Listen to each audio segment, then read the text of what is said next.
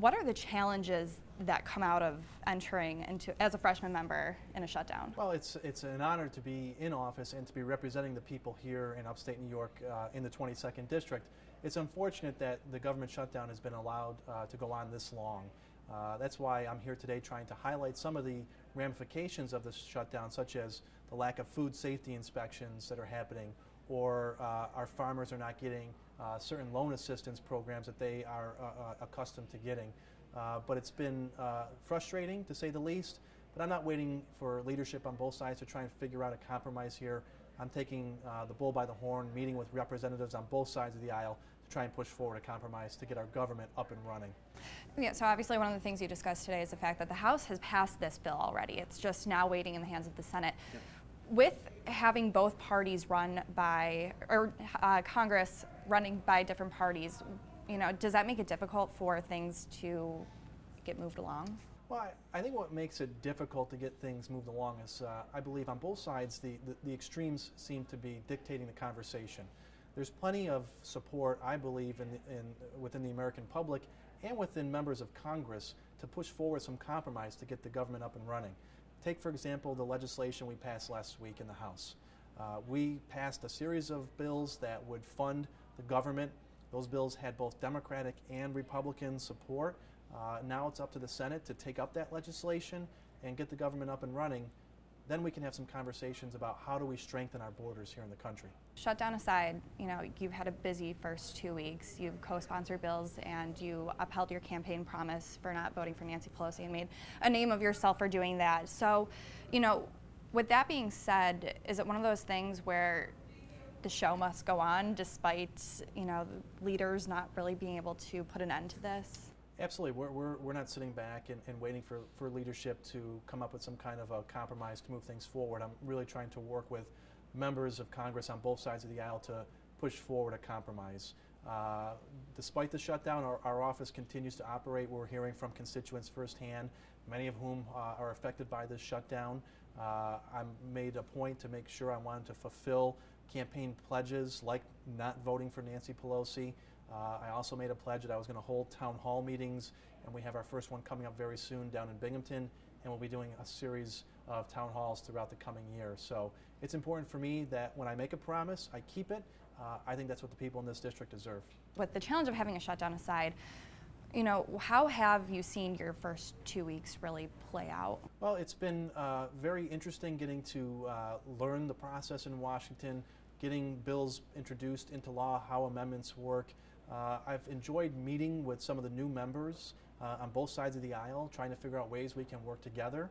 Everyone comes from different backgrounds and have different interests, but that shouldn't prevent us from trying to find some compromise to actually get things done. So I committed during the campaign that I wanted to work with everybody. That's something I'm going to do in Washington, and hopefully we can move forward here, get the government up and running, and do the work of the people. With much of your term still ahead of you, what would you like to see? What are the most important things that you would like to accomplish? First and foremost, to me, I want to make sure that our office is responding to constituent concerns. So when someone calls our office, whether it's a veteran or someone who is seeking assistance from Social Security or someone who has a problem, a tax problem with the IRS, it's very important to me that we have an office that is functioning, taking in those calls, responding to them, and helping people with whatever issue it is that they have. That, to me, is job number one of a representative in Congress, and something I'm committed to doing here in upstate New York. Have you heard from any constituents, just within the first couple of weeks, of feedback or what they would like to see happen with you in Congress? Absolutely. We're fielding hundreds of calls from constituents. Some people are calling with a problem that they need our office to weigh in on. Others are calling just to express their opinion on a certain topic. Could be the shutdown, could be legislation that we're taking up in the House of Representatives. But all those calls are very important to me, so I can help form my opinions and do the work that I need to do down in Washington. Because if you're not listening to the people back home, you're not going to be an effective representative down in Washington. What do you foresee?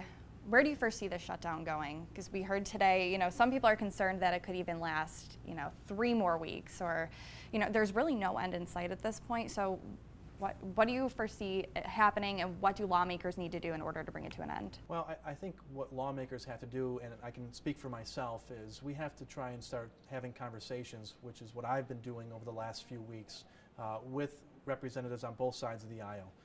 There's a good bipartisan group in the House of Representatives that I've been meeting with, trying to figure out a compromise that we can support as a group and force leadership to take it up. But at the end of the day, just as we do in our average daily lives, we compromise. We compromise in marriages, you compromise at work, you compromise in business.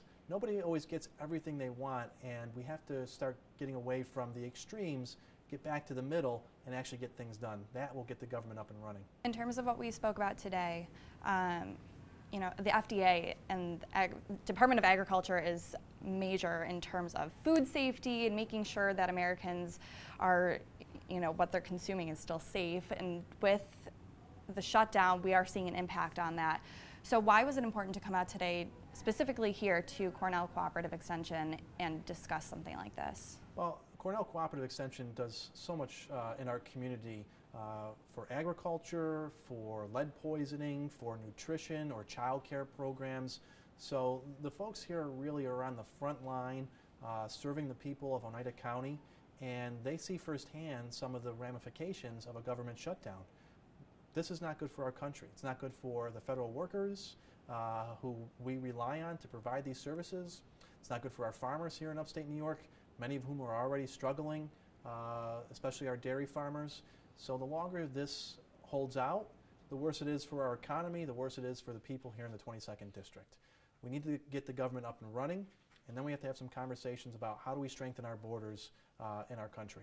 Congressman, thank you. Thank you.